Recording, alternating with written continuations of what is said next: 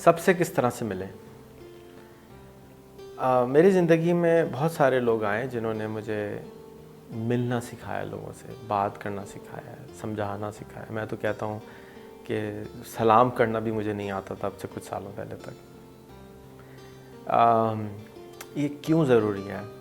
یہ اس لیے ضروری ہے کہ ہم ایک انسان ہیں، اور انسان ایک سوشل اینیمل کہا جاتا ہے۔ اس کا کام ہی لوگوں سے ملنا ہے، وہ لوگوں سے سیکھتا ہے، وہ لوگوں کو سکھاتا ہے، اپنے اخلاق کے بیسس کے اوپر اپنی انرجی کو ٹرانسفر کرتا ہے، اپنے علم کو ٹرانسفر کرتا ہے، اپنی اچھائی کو ٹرانسفر کرتا ہے۔ ہمارا دین اسلام صرف اور صرف اخلاق کی وجہ سے پھیلا ساری دنیا میں، اور آج تقریباً 1.5 ارب سے 2 ارب مسلمان دنیا میں رہتے ہیں۔ ہم اگر اپنے اخلاق کے اوپر کام نہیں کریں گے، ہم اگر اپنے اخلاق کو ایسا نہیں بنائیں گے کہ لوگ کہیں کہ یہ فینامنل اخلاق کا انسان ہے، تو ہمارا دین بدنام ہوگا۔ اگر آپ نیسلے کی پانی کی بوتل لیتے ہیں یا آپ مچلز کی ٹافی کھاتے ہیں اور اس ٹافی میں سے ایک ٹافی خراب نکل آتی ہے، یا ایک پانی کی بوتل میں ایک چٹا نکل آتا ہے یا کاکروچ نکل آتا ہے، تو پوری کمپنی بدنام ہوتی ہے۔ بالکل اسی طرح سے 2 ارب مسلمانوں میں سے اگر ایک مسلمان خراب نکل آتا ہے، اور آپ کا ایکسپیرینس پہلی دفعہ اس مسلمان سے ہوا ہے، یعنی کہ آپ نے پہلی دفعہ نیسلے کی پانی کی بوتل لی یا 5ویں دفعہ بھی لی اور اس میں سے چلچٹا نکل آیا، تو آپ معاف نہیں کریں گے اس کو، آپ کہیں گے یہ دیکھو ایسے ہی ہوتے ہیں۔ بالکل اسی طرح غیر مسلم کا ایکسپیرینس جب مسلمان کے ساتھ ہوگا اور اس کا ایکسپیرینس اتنا خراب ہوگا یا اس میں سے ایک چلچٹا نکل آئے گا، تو کہے گا دیکھو یہ ایسے ہی ہوتے ہیں، گندے مندے سے ہوتے ہیں۔ تو اپنے اخلاق کو ہم نے اتنا اچھا بنانا ہے، اتنا اچھا بنانا ہے، اتنا اچھا بنانا ہے، اتنا اچھا بنانا ہے کہ کوئی ہم کو برا اخلاق میں کہہ ہی نہ سکے۔ کسی بھی آگے آنے والے اقبال کو یہ نہ کہنا پڑے فیوچر میں کہ جب میں ویسٹ میں جاتا ہوں تو مجھے اسلام نظر آتا ہے، اور جب میں ایسٹ میں آتا ہوں تو مجھے مسلمان نظر نہیں آتا۔ ویسٹ میں جاتا ہوں تو اسلام نظر آتا ہے، مسلمان نظر نہیں آتا۔ ایسٹ میں جاتا ہوں تو مسلمان نظر آتا ہے، اسلام نظر نہیں آتا۔ تو جو اسلام نے اخلاق بتایا ہے، جو ہمارے حضور صلی اللہ علیہ وسلم نے ٹاپ آف دا لائن اخلاق بتایا نا، اس سے اچھا اخلاق تو نہیں ہے کہ کچرا آپ کے اوپر ایک عورت پھینک رہی ہے، آپ گئے اور اسی کو تیمارداری کر رہے ہیں۔ اس سے اچھا اخلاق کیا ہو؟ تو کیا آپ کے اوپر جو کچرا پھینک رہا ہے، کیا آپ اس کی تیمارداری کے لیے جا رہے ہیں؟ کیا آپ کے ملک کے اوپر جو کچرا پھینک رہا ہے، آپ اس کی تیمارداری کے لیے جا رہے ہیں؟ کیا دین کے اوپر جو کچرا پھینک رہا ہے، کیا آپ اس کی تیمارداری کے لیے جا رہے ہیں؟ تیمارداری کا ورڈ میں یوز کر رہا ہوں یہاں پہ، تیمارداری کا بول رہا ہوں، لڑنے کا نہیں بول رہا۔ آپ کو تیمارداری کرنی پڑے گی، جب وہ بیمار ہو اس کا خیال کرنا پڑے گا۔ اس کو یہ نہیں بولنا پڑے گا تم مسلمان ہو جاؤ، اس کو یہ نہیں پڑھنا پڑے گا تم میرے مذہب میں آ جاؤ، اس کو یہ نہیں پتہ بولنا پڑے گا تم نے میرے ملک کو گالی کیسی دی بچو۔ یہ طریقہ نہیں سکھایا۔ طریقہ کیا سکھایا؟ کہ جو آپ کے اوپر کچرا پھینک رہا ہے، جب وہ اس کو آپ کی ضرورت ہو تو آپ اس کی ضرورت کو پورا کریں، اور آپ اس کو اپنے اخلاق کے ذریعے اتنا اپنے اخلاق کو بلند کر لیں کہ وہ مجبور ہو جائے آپ کے اخلاق کو کاپی کرنے پر۔ میں آج پوری کوشش کرتا ہوں کہ میں فاطمہ سوریہ بجیہ کے اخلاق کو کاپی کروں۔ ان کا اخلاق کیا تھا؟ ان کا اخلاق یہ تھا کہ جب میں ان کے گھر یا کوئی بھی انسان ان کے گھر آتا تھا، گھنٹی بجاتا تھا، تو وہ اگر جاگ رہی ہوتی تھی، کیونکہ ایسے جو لوگ ہوتے ہیں ان کو کچھ گارڈز ان کے چاروں طرف آ جاتے ہیں تو وہ ان تک پہنچنے نہیں دیتے، لیکن اگر وہ آپ کے سامنے اگر وہ جاگ رہی ہیں، گھنٹی بجی تو ان کی آواز آتی تھی، بیٹا دیکھنا گیٹ پہ کون آیا ہے، یا وہ خود باہر آ جاتی تھی، ہاں بیٹا کیا پرابلم ہے، اماں مجھے نوکری چاہیے، ہاں بیٹا نو پرابلم، آؤ بیٹے پہلے چائے پیو، زبردستی اس کو چائے پلا جاتی تھی، کھانے کا ٹائم ہوتا تو کھانا کھلایا جاتا تھا، بٹھایا جاتا تھا، چاہے وہ جتنی بھی جلدی میں ہوں۔ اگر ان کو جلدی بہت زیادہ ہوگی تو کہیں گے بیٹا مجھے ابھی ذرا بہت ضروری جانا ہے، میں معذرت چاہتی ہوں، میں ابھی جا رہی ہوں، اور تم کل آ جانا اتنے بجے، ٹھیک ہے۔ بیٹا مجھے یہ کام ہے. رات کے 11:30 بجے ایک دفعہ میں ان کے گھر میں تھا, کال آ گئی کسی کی کہ میری گاڑی چوری ہو گئی ہے بھجیا, آپ کی ہیلپ چاہیے مجھے فلانا تھانے میں. وہ تیار ہو گئیں, چلو. میں نے کہا نہیں بھجیا آپ نہ جائیں, ہم کر لیں گے. نہیں میں جاؤں گی. سوتے سے اٹھ جاتی نہیں. ایسا اخلاق میں نے دیکھا. ان کے گھر جاؤ, غریب امیر سب نیچے بیٹھے ہوتے تھے. میں نے ایسا گھر یقین کریں اپنی پوری زندگی میں کوئی اس پاکستان میں نہیں دیکھا تھا. شاید میرا سرکل بہت چھوٹا تھا. ہمارے گھر میں تو گھر سے نکلنے کی اجازت نہیں تھی, گھر میں اسٹرینجر کو اندر آنے کی اجازت نہیں تھی. ہمارے گھر میں تو اتنا خوف کا سما تھا کہ بھئی چوکیدار کے ساتھ آپ محلے کی دکان بھی جائیں گے, ایسے اکیلے نہیں جائیں گے. اور اس خوف کی وجہ سے ہمارا پورا معاشرہ اب عجیب و غریب شکل کا اختیار ہو گیا.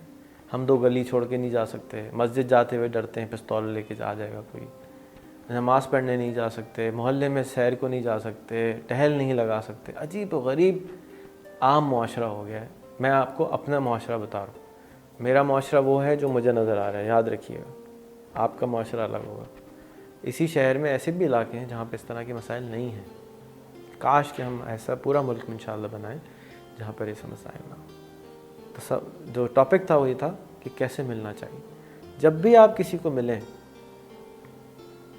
اس سے اس طرح ملیں کہ جیسے آپ اس کو جانتے ہو.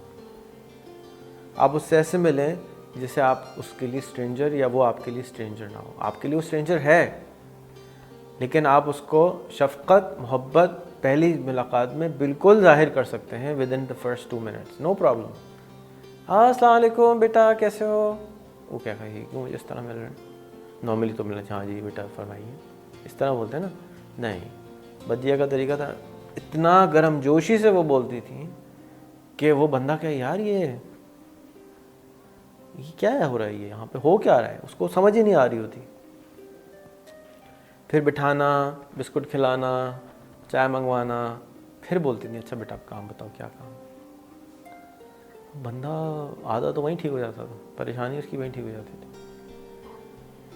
ابھی بھی جب کوئی آپ سے ملے تو کوشش یہی کریں, چاہے وہ چائے والا ہو, چاہے وہ کوئی امیر آدمی ہو, چاہے وہ غریب آدمی ہو, شفقت کے ساتھ بیٹا کیسے ہو, خیریت سے ہو, سب ٹھیک ہے, اچھا بیٹا میرا یہ کام کر دو.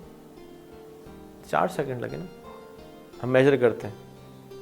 بیٹا کیسے ہو, سب ٹھیک ہے گھر میں, بڑے پیارے لگ رہے ہو, ہاں بیٹا یہ میرا یہ کام کر دو گے ذرا. اب دیکھیں کتنے سیکنڈ لگے. دوسری چیز ہمیں کانفیڈنس اپنے اوپر ہونا چاہیے. ہم اپنے آپ کو جو ہے بطور قوم بہت گھٹیا سمجھتے ہیں. ہم سمجھتے ہیں کہ ہم غریب ہیں, ہم سمجھتے ہیں کہ ہم نالائق ہیں, ہم سمجھتے ہیں کہ ہم کسی لائق ہی نہیں ہیں. مجھ سے تو بہت سارے لوگ, میں فیس بک پہ جواب دے دیتا ہوں تو کہتے ہیں آپ ہمیں جواب دے رہے ہیں, تو ہم ایکسپیکٹ نہیں کر رہے تھے جواب آپ کا آئے گا. تو ہم ترسے ہوئے ہیں, ہم اپنے آپ کو ترسا ہوا, ہم نے اپنے آپ کو اتنا نیچے کر لیا ہے بطور قوم کہ ہم سمجھتے ہیں کہ ہم بالکل گھٹیا ذلیل ہیں. اور اس کی وجہ یہ ہے کہ ہم نے اپنے آپ کو آئسولیٹ کر لیا. ہم ایسی محفلوں میں جاتے بھی نہیں ہیں جہاں بڑے لوگ ہوں. ہمارے جو بڑے ہیں وہ ہم کو اسی لیے ذلیل کرتے ہیں کہ ہم اپنے آپ کو ذلیل ہونے دیتے ہیں. ہم غریب ہوتے ہیں تو ہم سمجھتے ہیں کہ ہم دوسرے سے کوئی کمتر ہیں. بھائی آپ کمتر نہیں ہیں. اللہ میں نے آپ کو اسی مسجد میں اسی صف میں کھڑے ہونے کی اجازت دی ہے, حکم دیا ہے کہ آپ جائیں اور صف میں ایاز اور محمود دونوں بھائی جو ہیں وہ ساتھ ہی کھڑے ہوں گے. کوئی غریب اور امیر کے لیے الگ لائن نہیں ہوتی, سب اسی صف میں کھڑے ہوتے ہیں. میں ایک دفعہ نماز پڑھنے میں اروائن گیا, کیلیفورنیا, صفی قریشی بھائی کے دفتر. Is one of the most wealthiest Pakistani in the world. AST computers انہوں نے بنایا تھا اور نماز کا ٹائم ہو گیا. $780 ملین کی انہوں نے سیمسنگ کو بیچی تھی شاید, تقریباً نمبر اگر میں صحیح نہیں یاد بتا رہا ہوں تو. نماز کا ٹائم ہو گیا, صفی بھائی نے کہا نماز پڑھیں گے. میں نے کہا جی بالکل پڑھوں گا. نماز پڑھنے کا ایک کمرہ تھا, اس میں نماز ہو رہی تھی, میری برابر میں کھڑے ہوئے تھے. اور میں بہت چھوٹا تھا اس وقت, لیکن مجھے بہت تعجب ہو رہا تھا, یار اتنا ہمبل ڈاؤن ٹو ارتھ انسان ہے. میں جب بھی किसी से मिलता हूँ, प्रेसिडेंट क्लिंटन से भी मिला हूँ, रिचर्ड ब्रांसन से मिला हूँ, हमेशा मुझे हम्बलनेस नज़र आई है कि यार इनमें ये तो हमें महसूस ही नहीं होने देते कि हम कोई गरीब आदमी हैं या किसी कमी मुल्क के हैं या किसी हमने अपने आप को इतना कमी करके अपने आप को इतना घटिया समझना शुरू कर दिया है कि हम पता नहीं कैसे घटिया आदमी हैं। हम घटिया आदमी नहीं हैं, हमें अल्लाह ने बिल्कुल बराबर बनाया है।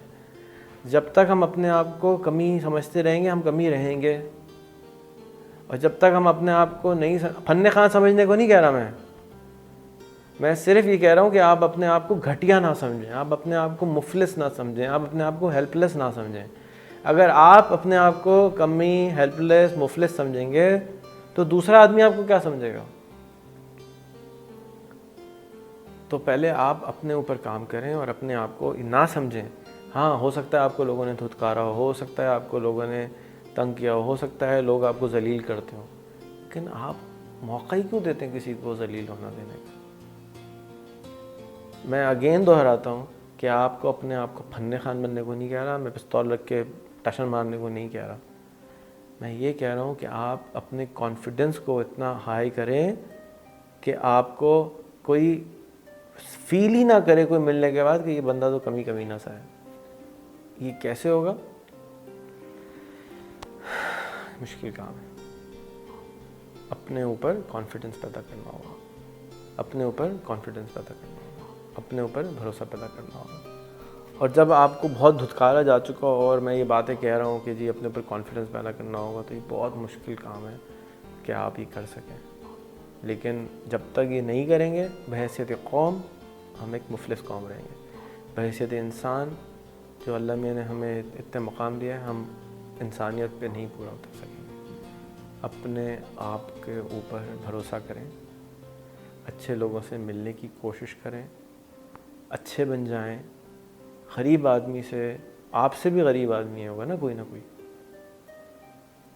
उससे इस तरह से मिलें कि वो बहुत अजीम इंसान है, उसको वो कॉन्फिडेंस दें, उसको वो महसूस ना होने दें कि कभी वो गरीब इंसान है। मुझे नहीं याद पड़ता कि अपनी दानिस्त में शऊरी तौर पर मैंने ज़िंदगी में किसी को कभी ये महसूस कराने की कोशिश की हो कि मैं बहुत अमीर आदमी हूँ, जो कि मैं हूँ भी नहीं। लेकिन मैं जो कुछ भी हूँ, होपफुली मैं इस पर पूरी कोशिश करूँगा, क्योंकि मेरे बाप ने मेरे सामने मेरे घर में झाड़ू लगाई है, मेरे नौकरों के सामने। ये मेरे वालिद की वजह से मैं अपने आप को समझता। मेरे वालिद ने मेरे सामने बाथरूम धोए नौकरों के सामने, उनको शर्म नहीं आई कभी। मैंने अपने ऑफिस के अंदर सबके सामने बाथरूम धोए, मुझे कोई शर्म नहीं आती। मैं अपने बच्चों को भी यही चीज़ की तारीफ़ करता हूँ कि जी आप बाथरूम धोएंगे, नो प्रॉब्लम। क्यों? बाथरूम धोने वाला कोई काम होता है? तो अजीम काम है, सफाई निस्फ़ ईमान है। तो अपने अंदर हम्बलनेस पैदा करेंगे, अपने आप को बड़ा समझेंगे, अपने आप को घटिया नहीं समझेंगे, अपने आप को ये समझेंगे कि जो ये काम कर सकता है, रेहान भाई जो काम कर सकता है मैं भी कर सकता हूँ, बिल गेट्स जो काम कर सकता है मैं भी कर सकता हूँ। बिल गेट्स ने सॉफ्टवेयर में अपनी जगह बनाई थी, मैं कहीं और बनाऊँगा। ज़रूरी थोड़ी है कि सादकैन और बिल गेट्स को हम कहें कि जी सादकैन ज़्यादा अच्छा था और बिल गेट्स कम था। सादकैन है, बिल गेट्स हैं, इमरान खान है, ईदी साहब है।